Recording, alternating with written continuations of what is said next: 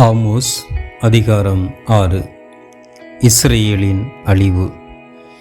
சீயோன் குன்றின் மீது இன்பத்தில் திளைத்திருப்போரே, சமாரியா மலை மேல் கவலையற்றிருப்போரே, மக்கள் இனங்களுள் சிறந்த இனத்தின் உயர் குடிமக்களே, இஸ்ரேலின் மக்கள் தேடி வரும் அளவுக்கு பெருமை வாய்ந்தவர்களே, உங்களுக்கு ஐயோ கேடு.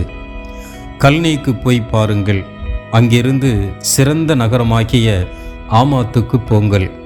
பிறகு பெலிஸ்தேரின் நகரான காத்துக்கு செல்லுங்கள்.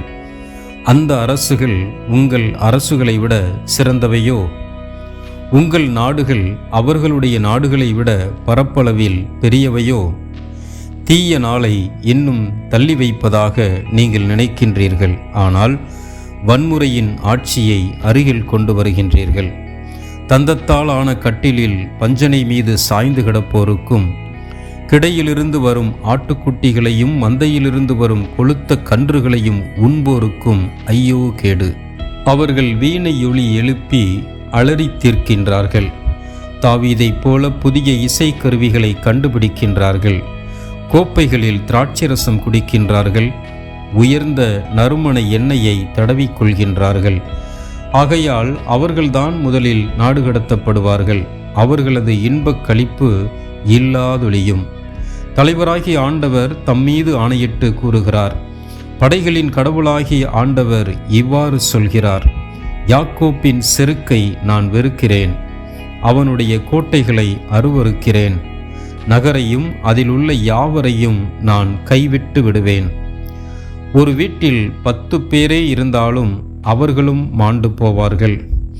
வீட்டிலிருந்து எலும்புகளை எடுத்துச் செல்ல மிகச் சிலரே தப்பி பிழைப்பார்கள்.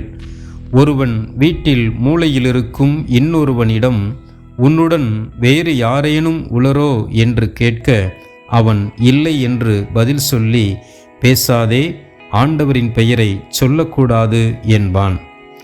ஆண்டவர்தாமே ஆணையிடுகின்றார். பெரிய மாளிகைகளை தரைமட்டமாக்குவார், சிறிய வீடுகளை தவிடுபடியாக்குவார். பாறைகள் மேல் குதிரைகள் ஓடுமோ? எருதுகளை கட்டி கடலை உழுவதுண்டோ? நீங்கள் நீதியை நஞ்சாக மாற்றினீர்கள், நேர்மையின் கனியை எட்டிக்காயாய் ஆக்கினீர்கள். லோதபார் ஊரை பிடித்தது குறித்து பூரிப்பு அடைகிறீர்கள். நம் சொந்த வலிமையால் கர்னாயிமை பிடித்து நமதாக்கி கொள்ளவில்லையா என்கிறீர்கள். இஸ்ரேல் வீட்டாரே, உங்களுக்கு எதிராக வேற்றினம் ஒன்றை தூண்டி விடுவேன். அவர்கள் ஆமாத்து வாயிலில் இருந்து அரபா நீரோடை வரையில் உங்களை ஒடுக்கி துன்புறுத்துவார்கள் என்கிறார் படைகளின் கடவுளாகிய ஆண்டவர்.